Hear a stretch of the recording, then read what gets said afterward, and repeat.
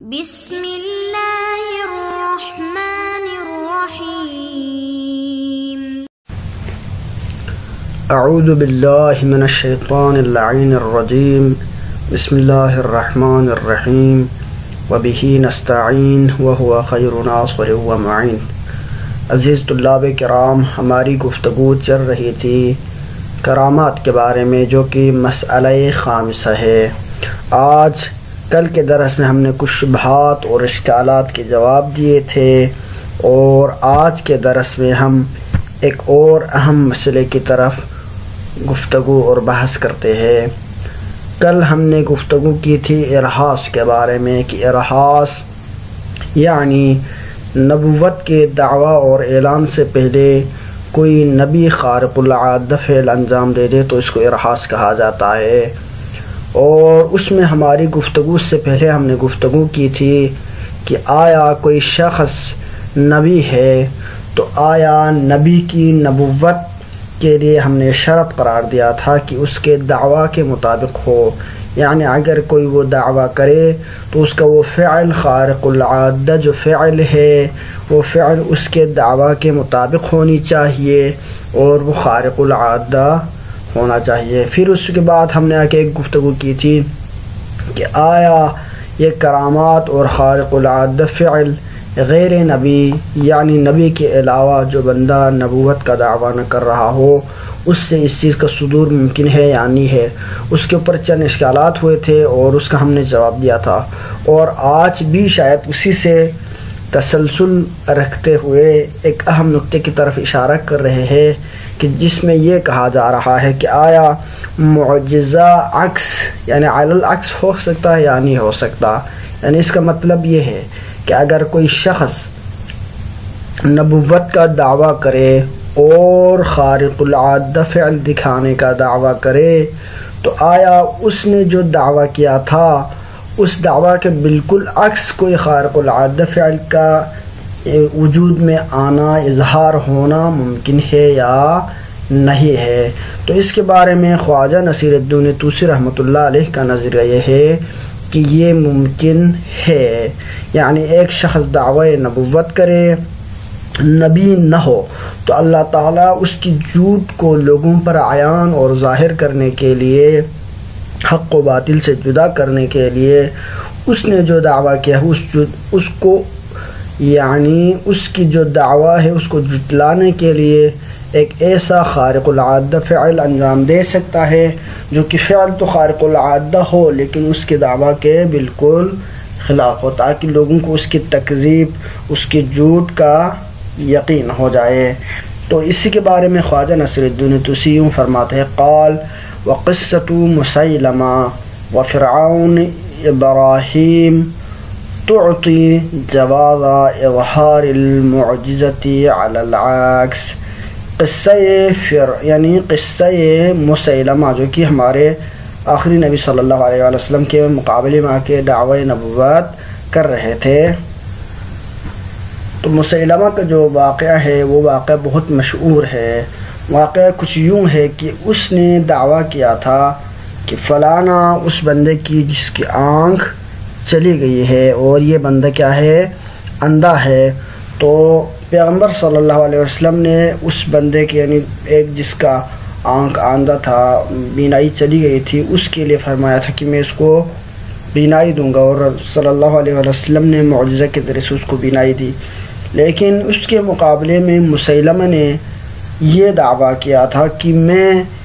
ایک اعور تھا، یعنی جس کا ایک بندہ تھا کہ جس کی ایک آنکھ کی بینائی چلی گئی تھی، اس بندے کے بارے میں مسیلمہ کا یہ دعویٰ تھا کہ میں نبی ہوں اور اس کی جو آنکھ کی بینائی چلی گئی ہے میں اس کو ٹھیک کروں گا۔ اس نے معجزہ دکھانا چاہا، تو اس کے دعویٰ اور معجزہ دکھاتے ہوئے چونکہ وہ جھوٹا تھا تو اللہ تعالیٰ نے اس کی جھوٹ کو لوگوں پر عیان کرنے کے لیے اس کے معجزہ جو دکھانا چاہ رہے تھے اس کا الٹ اثر ہوا، اور اس بندے کی جس کی ایک آنکھ کی بینائی تھی ایک چلی ہوئی یعنی ختم ہو گئی تھی، تو دوسری یعنی جو صحیح تھی وہ بھی اس کی بینائی بھی چلی گئی۔ تو گویا کہ وہ معجزہ جو دکھا رہے تھے اس کا تو اثر تو ہوا لیکن اثر بالعکس ہوا، یعنی علی العکس ہوا، یعنی المعجزہ علی العکس ہوا، یہ کیوں ہوا؟ یہ اس لیے ہوا کہ تاکہ اس کی جھوٹ اور تکذیب کا لوگوں کو پتہ چلے۔ وہ فرعون کا جو واقعہ ہے، فرعون کا واقعہ مشہور ہے کہ جب حضرت موسیٰ علیہ السلام نے وہاں سے بھاگتے ہوئے، کہ جب وہ فرعون سے بھاگتے ہوئے، فرعون کی شر سے بھاگتے ہوئے وہاں پہ نکلے، دریائے نیل پہ پہنچے تو لما ضرب موسیٰ، یعنی حضرت موسیٰ نے اپنی عصا کو زمین پہ مارا تو دریا شق ہو گیا اور وہاں سے بنی اسرائیل کے لیے طریق اور راستہ بنا۔ تو وہاں سے حضرت موسیٰ باہر نکل گئے، حضرت موسیٰ اور ان کا لشکر باہر نکل گئے۔ تو فرعون کا کہنا یہ تھا کہ یہ میری وجہ سے یہاں پہ راستہ کھلا ہے اور تم لوگ بھی یہاں سے گزرو، لیکن کیا ہوا؟ جب وہ گزرنے لگے تو اسی سے غرق ہوا اور اس کی تکذیب ہو گئی کہ وہ اللہ کے پیغمبر نہیں ہے، اللہ کے ماننے والے نہیں ہے۔ پھر آگے جا کے وہ ابراہیم، یہاں پر اس نسخے میں علماء کا اختلاف ہے، بعض فرماتے ہیں کہ وہ فرعون و ابراہیم کہتے ہیں، لیکن بعض کہتے ہیں کہ یہاں پر فرعون و ابراہیم نہیں بلکہ وہ فرعون و نمرود و ابراہیم، یعنی ابراہیم کے زمانے میں جو نمرود ہے، یا ڈائریکٹ کہے تو وہ فرعون و ابراہیم سے مراد نمرود ہی ہے، یا وہ فرعون اس کو الگ کرے اور نمرود ابراہیم کرے، تو یہاں پر ایک لفظ حذف ہے، یا وہ ابراہیم، ان کا حضرت ابراہیم کا واقعہ اس کو الگ طور پر ذکر کیا گیا۔ تو یہاں پر 3 واقع ذکر ہونے اور 2 واقع ذکر ہونے میں علماء کے درمیان اختلاف ہے۔ تو بہرحال ہم دوسری عبارت کے ساتھ پڑھیں گے تو وہ فرعون، واقع فرعون کہ فرعون وہاں سے گزرنا چاہ رہے تھے، جو راستہ حضرت موسیٰ علیہ السلام نے دریا میں نکالا تھا، تو اس میں اس کی تکذیب کے لیے اظہار یعنی المعجزہ علی العکس ہوا اور وہاں پر فرعون اور اس کا سارا لشکر ڈوب گیا۔ و ابراہیم سے مراد یعنی نمرود ابراہیم، یعنی حضرت ابراہیم کے ساتھ جو نمرود کا واقعہ تھا تو وہ واقعہ بھی علی العکس ہوا تھا کہ وہاں پر معجزہ دکھا رہے تھے، لیکن وہ معجزہ علی العکس ہوا۔ وہ اس طرح سے کہ حضرت ابراہیم علیہ السلام نے، یعنی جب ان کے لیے آگ جلائی گئی اور اس میں حضرت ابراہیم علیہ السلام کو جلانا چاہا تھا، انہوں نے، نمرود نے بہت بڑی آگ کھڑی کی تھی اور اس میں حضرت ابراہیم علیہ السلام کو بطور سزا وہاں پر پھینکنا چاہ رہے تھے، تو اس وقت معجزہ ظاہر ہوا لیکن علی العکس ظاہر ہوا۔ اللہ تعالیٰ نے بیان فرماتا قلنا یا نار کونی بردا وسلاما علی ابراہیم، اللہ تعالیٰ کا حکم تھا اے آگ تو ابراہیم پر ٹھنڈا ہو جا۔ جب حکم خداوندی آئے تو حضرت ابراہیم علیہ السلام کے لیے آگ ٹھنڈا ہو گیا۔ جب آگ ٹھنڈا ہو گیا تو اس سے غلط استفادہ کرتے ہوئے نمرود کا یہ کہنا تھا کہ یہ میری ہیبت کی وجہ سے ہوئے ہے، تو اس کے آثار کے طور پر کہ اس کے یہ جو جھوٹ تھا وہ اس کو اپنا معجزہ دکھا رہے تھے، تو اس وجہ سے انہوں نے الٹ اس چیز کا مطالبہ کیا کہ وہاں سے ان کی تکذیب کے لیے اللہ تعالیٰ نے ایک چیز کا اہتمام کیا۔ وہ یہ ہوا کہ وہاں سے آگ سے ایک انگارہ نکلا اور وہ آ کے ان کے لحیہ یعنی داڑھی پہ لگ گیا اور داڑھی جلا دی۔ تو اس طرح کے بہت سارے معجزات ہیں جو علی العکس ظاہر ہوا ہے، یعنی معجزہ بمعنی خارق العادہ، فعل کے وجود میں آنا، لیکن اس کے وجود میں آنا نبی کی تصدیق کے لیے ہے، لیکن تصدیق بالواسطہ یعنی بالواسطہ ہے، بلا واسطہ نہیں ہے، یعنی ڈائریکٹ اس کی تصدیق نہیں، یعنی کبھی ایک دفعہ ہوتے نبی کی تصدیق ڈائریکٹ اس طرح سے کہ نبی کوئی دعویٰ کرتا ہے اور کوئی فعل دکھانا چاہتا ہے، اللہ تعالیٰ اپنی تائید اور طاقت کے ذریعے سے اس فعل کو وجود بخشتا ہے تو ہوگا ڈائریکٹ، لیکن کبھی ہوتا انڈائریکٹ والا سسٹم کہ نبی دعویٰ نہیں کرتا بلکہ ایک جھوٹا شخص یعنی نبوت کا دعویٰ کرتا ہے، تو اس کی جو نبوت کا دعویٰ ہے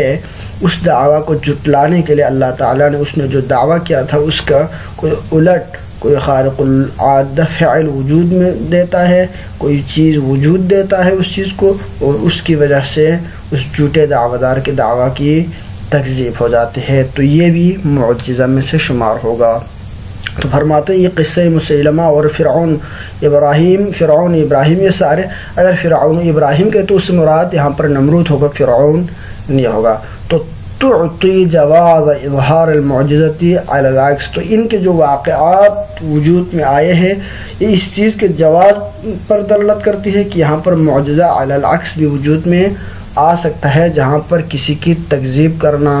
تکذیب کو یعنی اس کے جھوٹ اور کذب کو لوگوں پر عیان کرنا مطلوب ہو، تو لہذا معجزے میں اس چیز کا بھی یہ مکان ہے۔ اقول خواجہ نصیر الدین طوسی، علامہ ہلی رحمۃ اللہ علیہ خواجہ نصیر الدین طوسی کی اس عبارت کی تشریح یوں فرماتے ہیں کہ اختلف الناس ہونا، کہ لوگوں کا یہاں پر شدید اختلاف ہے۔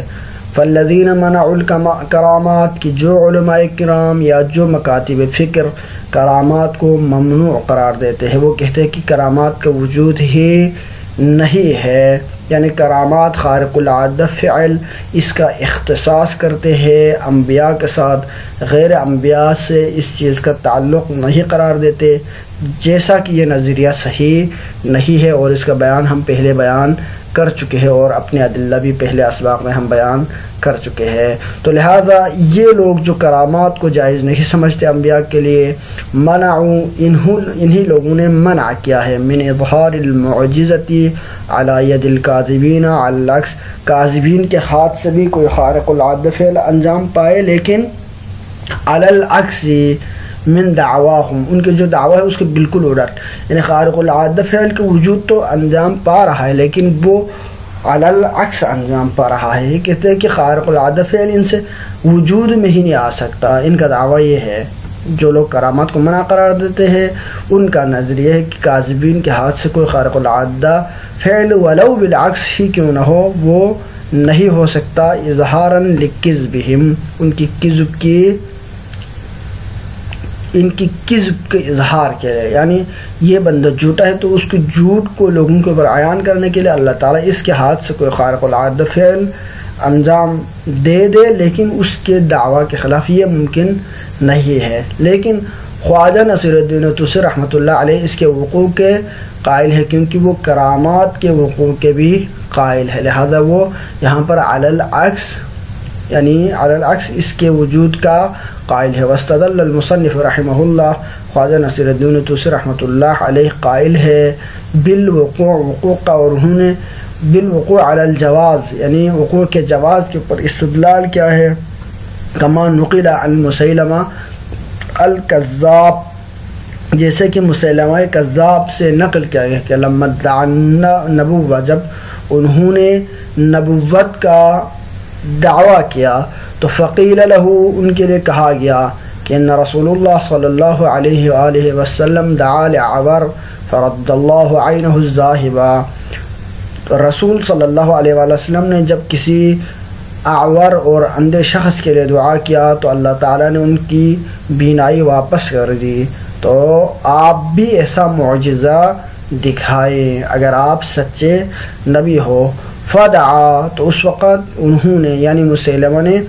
دعا کیا لعورن، ایک اندھے کے لیے، تو فذهبت عینہ الصحیحہ، تو اس کے جو بینا یعنی صحیح اور درست آنکھ تھا وہ بھی چلا گیا، تو وہ یہاں پر اس کے دعویٰ کی خلاف ہو گیا، بالکل الٹ ہو گیا۔ وکما نقل، جیسا کہ نقل کیا گیا ہے کہ ان ابراہیم علیہ السلام، حضرت ابراہیم علیہ السلام لما جعل اللہ علیہ النار بردا وسلاما، جب اللہ تعالیٰ نے ان کے لیے آگ کو ٹھنڈا قرار دیا تو قال نمرود عند ذلك، اس وقت نمرود نے کہا تھا کہ انما صارت كذلك حیبۃ منی، یہ میری حیبت اور میری جلالت اور